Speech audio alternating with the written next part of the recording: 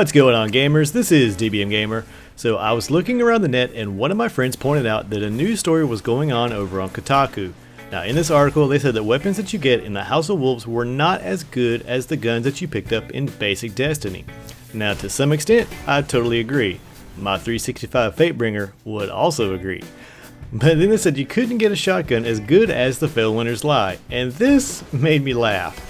So I want to show you not only some different options if you didn't get a Felwinter's Lie on the last Iron Banner, but what are the perks you should be reforging for. Now before I get into this, I have to give a few shoutouts to some awesome gamers. I want to give a shout out to Vintessage, Zamiri Regoza, Renegade Fridge, Ethan Crusoe, and TJ Foster for even giving me a follow over on Twitter. Now let's start with my Felwinters. Now I'm more of a PvE kind of guy, so when I rolled mine I was really looking for a full auto perk. I really have a tendency to hip fire with shotguns, so this was a good fit for me. Now the next up is the Hammer Forge. Hammer Forge increases the damage drop off over range. Now this is good. Now lastly, I also went with Luck in the Chamber. This grants you a 33% increase in damage with one of the random shots. Now here's where the Kotaku article got it right. Hammer Forge is a perk that you can no longer get on shotguns, period. Even if you get a new Felwinters from the last Iron Banner, the new Felwinters just don't have this perk in their table. Now for those of you who are like, well damn gamer, I didn't play in the Iron Banner, what about me? Well, here's where Kotaku got it wrong. There are plenty of alternatives to get the max range out of shotties. And before you ask, yes there is a cap that you can hit but can't go over. So let's talk about shotguns that are the equivalent to Felwinters. Now first up is the Matador 64, which is technically a better shotgun, having the same impact as Felwinters and a tiny bit more range. It actually beats Felwinters in a few other categories. Now you can get this by a random drop, though it seems to drop from more people in the Crucible. Now next up is the Party Crasher Plus 1. Now this is also another shotgun that will randomly drop. Now this has a tiny bit less range and damage, but the perk rolls I'm going to talk about in a bit can still get this to the cap. And if you just weren't lucky enough to get either one of those drops, you can just head over to New Monarchy and pick up a Judgment 4 for 150 Crucible marks.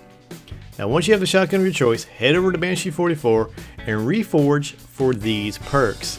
In your first tree you want to have the Aggressive Ballistics. Now this will guarantee you a 3-point bonus to both your impact and range. This is a minor gain, but if you're going for the maximum you want this perk. In the first slot there's only really two perks to concern yourself with. The PvP shot package or the PvE full auto. Now if you're good you can run with a full auto shotty in Crucible, I do this all the time, but you just will not have as much range as the guy that has shot package. Now as I said, I like the damage per second, the DPS of the full auto, so this is a really good fit for me and the PvE scene. Now for the second tree you want either Reinforced Barrel or Rifled Barrel. Now these will give you a 12-point boost to your range. Another good alternative is Small Bore, which gives you a 6-point bonus to your range and stability at the cost of a few magazine rounds. Now if you have a Judgment 4 or a Party Crasher, you really want the first two so that you're at the maximum range stat of 32. With a Felwinters or a Matador 64, you can go with Small Bore and still hit the cap. Now for your final perk, this is where you have a few options. You can run with either Knee Pads, Luck in the Chamber, Final Round, or the new perk, Army of One. Knee Pads will grant you a longer slide, which once you get used to it, you can sort of extend the range of the shotgun and kill with style. Now Luck in the Chamber and Final Round are two perks that work well with the Small Bore since it reduces your mag size, getting you closer to those perks to triggering. Army of One is a perfect fit since you will most likely be one-shotting guys in PvP, so this will get you to your nades and your melee quicker. So guys, I hope that helps. Now I'm not saying that if you have a Rude Awakening Dead Orbit shotgun with Battle Runner, it's crap, because I have one and I love it personally. But that article made me kind of scratch my head, so I thought I would shed a little light on it for you. Well guys, if you like this type of content, just hit the like button or leave a comment, or if you want to see more, just hit that subscribe button. But as always guys, have a good one.